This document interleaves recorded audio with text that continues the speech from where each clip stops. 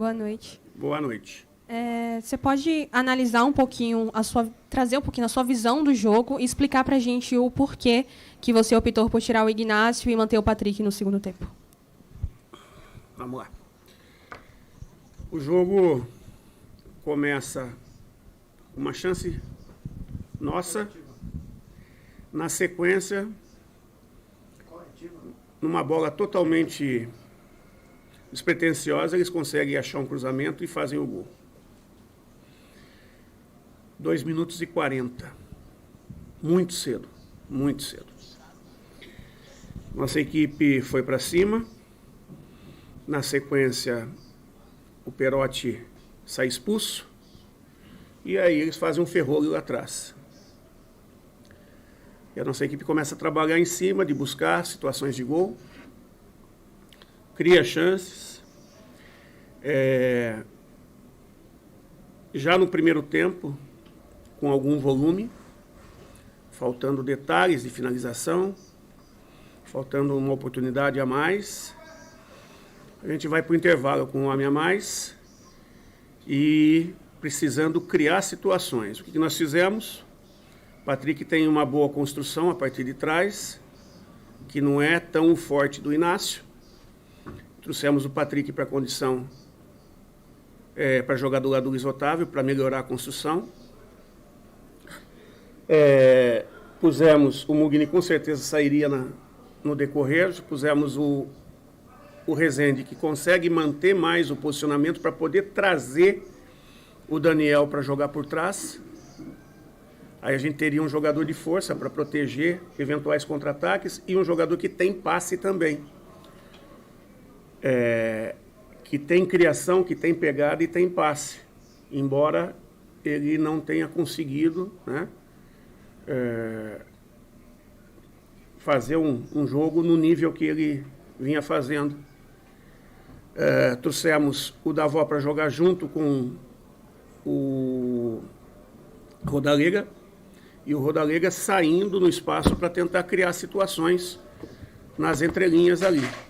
Enfiamos 4 jogadores lá em cima, que é o Rildo, o Jacaré, o Rodalega e o Davó. E adiantamos os 2 laterais lá em cima também, para a gente tentar situações. E com isso nós começamos a pilhar situações de gol.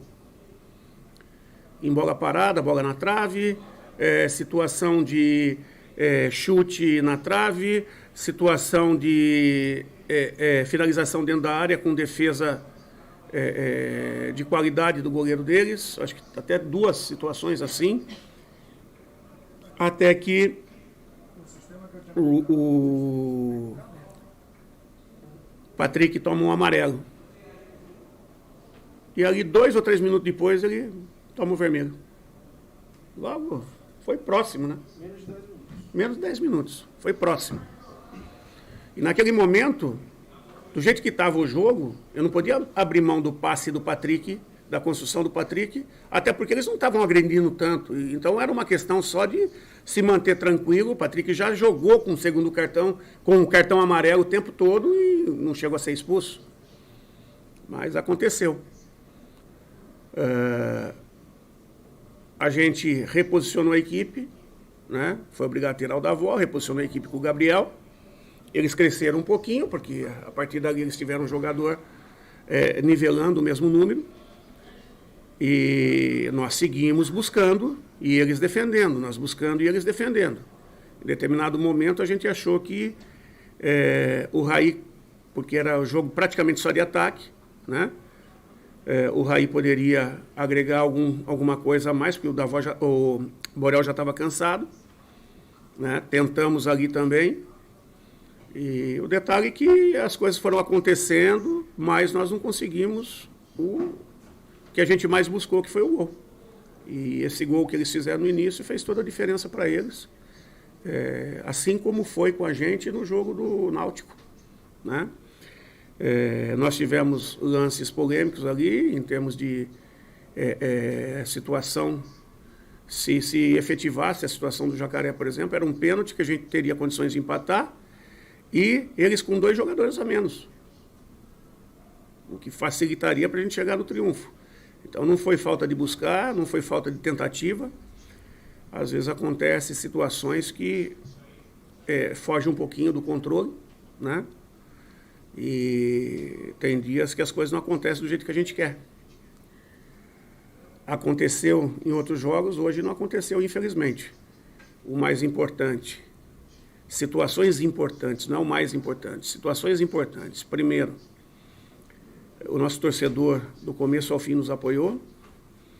Agradecer, pedir desculpas pelo resultado. A gente não conseguiria até o final do campeonato, gostaríamos de seguir 100% até o final do campeonato, mas isso aí é uma coisa bastante difícil. Em algum momento poderia acontecer, aconteceu hoje. Segundo, a nossa equipe nunca deixou de tentar. Nós buscamos do começo ao fim, lutamos do começo ao fim, brigamos, tentamos das mais variadas formas. Infelizmente não aconteceu. Mas não muda a entrega, não mudou a entrega, não mudou o respeito à camisa do Bahia, não mudou a dignidade do jogador dentro de campo, do grupo de jogadores dentro de campo. E isso eu acho que é o fator mais importante. E se você analisar toda a estatística do jogo, a única coisa que fez a diferença foi o gol. E o gol é tudo, né? O gol é tudo. Não adianta nada ter 70% de posse de bola, ter um volume de finalizações muito superior a eles, mais de 20, e morrer na trave, morrer no goleiro, a bola não entrar. O que vale é a bola na rede. Por isso que o futebol é apaixonante, né? Muitas vezes a efetividade de um lance pode botar abaixo todo um trabalho do jogo que não foi mal feito, né? Que faltou um detalhe, aliás, um detalhe negativo, que foi o gol tomado, e faltou o detalhe positivo, que seria o gol feito, ou os detalhes positivos, quer dizer, os gols feitos, porque criou para isso. Teve próximo disso. Então, infelizmente, aconteceu. Ô Guto, ainda falando sobre o torcedor, você disse que muitos compreenderam, mas muitos não tiveram uma certa paciência com o esforço do grupo, com a dedicação do grupo.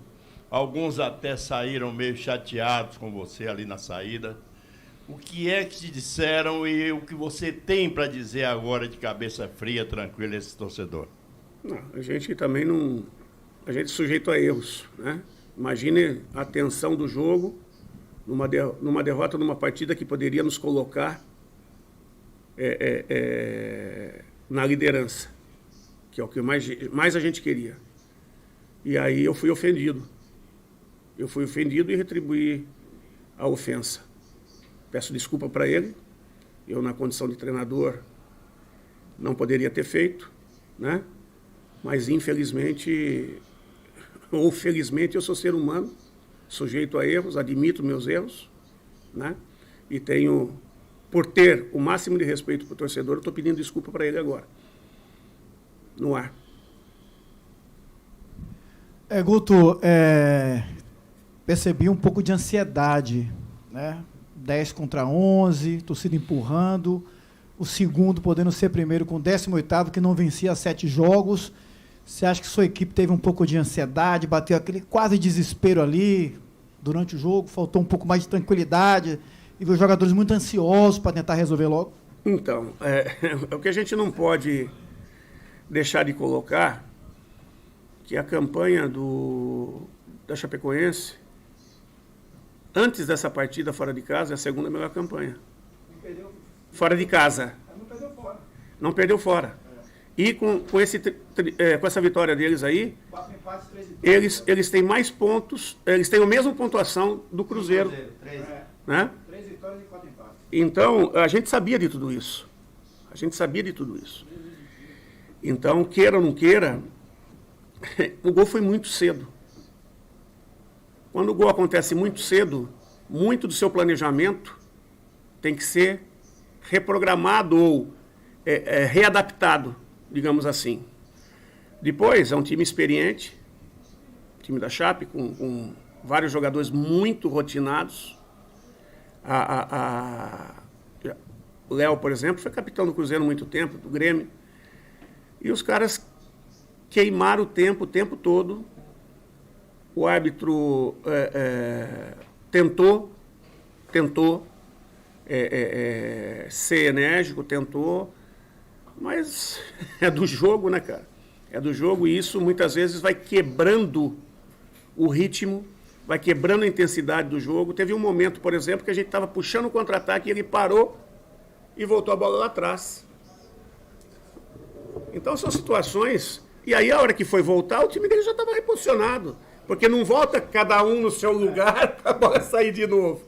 Então são situações que vão acontecendo. Aí os caras já se fecham, né? E a ansiedade acaba se tornando normal por você querer muito. Por mais que a gente pedisse, a gente circulava a bola, mas não achava a brecha de entrada, né? A gente tentou quebrar a linha, a gente conseguiu, acho que teve um lance do Rildo por cima, ali que o Rodalega serviu, que ele chegou um pouquinho atrasado. Ele chutou de esquerda mascado. Depois chutou de esquerda mascado. Depois teve o lance do Jacaré, que acabaram dando impedimento, né? Então a gente buscou das mais variadas formas, né? Eu tenho certeza que se a gente tivesse conseguido, no mínimo, um empate com algum tempo antes do fim, a gente buscaria o segundo gol. Porque queira ou não queira, conforme o tempo vai passando e você não vai conseguindo, imagine como é que fica o mental. Uma coisa é você correr contra 0-0. Outra coisa é você correr contra 1-0 contra e com o time todo lá atrás. Todo lá atrás. É difícil de quebrar, né? Você tem que ter jogadores de muita qualidade e maturidade para você quebrar. E a gente é uma equipe que vem amadurecendo enquanto equipe. Vem conseguindo resultados importantes e vem tentando buscar jogo a jogo. Alguns jogos não acontece. Eu estaria muito preocupado se a gente não tivesse conseguido criar oportunidades. Mas nós criamos oportunidades, né? Então, essa tranquilidade, de repente, vai ser reflexo de melhoria, né? Vai ser busca de melhoria para os próximos jogos, para que a gente não permita que aconteça isso, ou se acontecer, a gente tenha um pouquinho mais de competência e tranquilidade para poder reverter essa situação. Guto, você fala de tranquilidade. O jogo do Criciúma, o Bahia com um jogador a mais, botou a bola no chão, teve calma até virar o jogo. Mas hoje o gol sai cedo, só que também o time se desespera cedo, né? Porque é chute que não deveria ser dado na lua, como a gente fala, bolas que poderiam ter sido trabalhadas melhor e acaba desperdiçando demais chances, como foi no dia de hoje. Marinho, tem uma situação muito importante nessa diferença da partida do Criciúma para essa partida. O Criciúma, por estar com um a mais, ele não botou todo mundo lá atrás para defender e sustentar 1-0. Ele saiu para o jogo, achando que poderia fazer segundo, terceiro, né? E aí nós achamos o gol de empate. E aí eles falaram, nós estamos com um a mais, vamos tentar ganhar. No tentar ganhar, perderam. Então a gente tinha a condução para o gol, o espaço para o gol mais livre. Não foi o caso da Chape. A Chape botou no final do jogo 3 zagueiros para sustentar. A Chape jogou em vários momentos com 6 jogadores que praticamente não saíam de trás, e toda situação de transição na recuperação da bola era executada por 3, no máximo 4 jogadores. Ou seja, eles ficavam guardando posição para não permitir o nosso contra-ataque de 5 a 6 jogadores. E voltavam rápido com todo mundo, só ficava um na frente. 8 mais 1, além do goleiro. Então esse foi o grande problema, né? esse congestionamento próximo à área, né? Com jogadores que sustentaram bem o jogo aéreo, fechadíssimos. Quando nós tivemos oportunidade, a gente não conseguiu, ou quando conseguiu, o goleiro foi bem. Guto, boa noite. Queria saber como é que você está vendo esse retorno do Rodalega. Se eu não me engano, são 3 partidas já que ele volta, 4. Ele, até em termos de construção ofensiva, ali até consegue criar alguma coisa, mas não está demonstrando aquele potencial ofensivo que tornou ele aí o artilheiro do Bahia na temporada. Como é que você tem avaliado? Tranquilo. Eu sabia que no primeiro momento da volta dele teria dificuldade. Pelo tempo que ele ficou parado, ele perdeu um pouco a embocadura. E ele voltou não com semana cheia, ele voltou com sequência de jogos. Então ele mal recupera e já joga, mal recupera e já joga. Agora ele vai ter tempo de recuperar. Então a tendência é que no próximo jogo ele volte um pouquinho melhor. Quando ele tem a semana cheia para recuperar, o jogo dele pode ter certeza que vai crescer, né? Quando tiver jogos sucessivos, em algum momento o jogo dele vai caindo. Mas ainda assim é um jogador criativo, inteligente, que sabe ocupar espaços importantes. Tem o trato com a bola e muitas vezes consegue clarear situações para a gente. Então a gente espera dele também isso. Lógico que quando ele voltar a fazer gol, aí vai ser o Rodalega que a gente busca. E que a gente consiga que ele volte rápido. Guto, se você já respondeu, me perdoe. Mas eu tenho que perguntar porque eu não estava ali. Sobre as substituições, especificamente o Ignácio e o Lucas Mugni. Então, eu já tinha falado, mas para você eu tenho o maior prazer de voltar a repetir. Nós saímos do primeiro tempo com um jogador a mais, para jogar contra uma equipe que estava toda atrás. A gente precisava ter melhoria de construção. Trazendo o Patrick para trás, a gente teve a melhora de construção e pôde trazer o Daniel para jogar mais atrás, compensando com uma marcação mais forte e posicional, que é a do Rezende. Quando a gente tira o Mugni dificilmente, pela sequência de jogos, iria até o fim. E o Mugni não é um jogador de guardar posição. Se eu seguro o Mugni, dificilmente eu jogaria com o Mugni e Daniel ali, o meu meio ia ficar aberto. Mesmo com um jogador a mais. Ia ficar aberto, porque eu estou trazendo o Patrick para trás. Então, eu trouxe o Rezende para dar consistência, né, defensiva, e tem passe também, embora ele não tenha conseguido desenvolver o jogo dele da melhor maneira no aspecto de passe, no aspecto de marcação, voltou a ser o que sempre foi. Mas é um jogador também criativo, né? E que essa parada fez um pouquinho, faltou um pouquinho, e eu acho que ele vai retomar no melhor nível. E trazendo o Daniel para trás para acertar passes, e acertou passes muito bons. A gente pôs o Davó por dentro como referência, junto com o Hugo, e isso, o Davó começou a segurar os dois zagueiros e o Hugo rodar nas costas.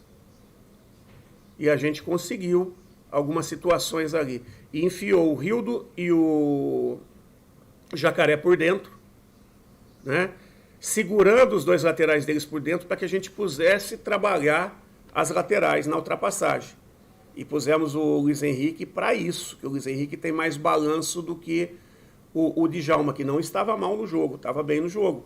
Mas o fato dele ter mais drible contra uma equipe fechada era o que a gente buscava ali. Quebrar o imprevisível, né? E enfiamos o Borel na frente também. Então foi essa a mudança. Quando a gente coloca Raí no lugar do Borel, é que não adiantava nada botar o Jonathan precisando ganhar o jogo, e na situação que estava de... a gente precisava buscar ser mais agressivo, né? O Jonathan um lateral mais equilibrado entre defesa e ataque. Então a gente foi por tudo ou nada com o Raí ali também.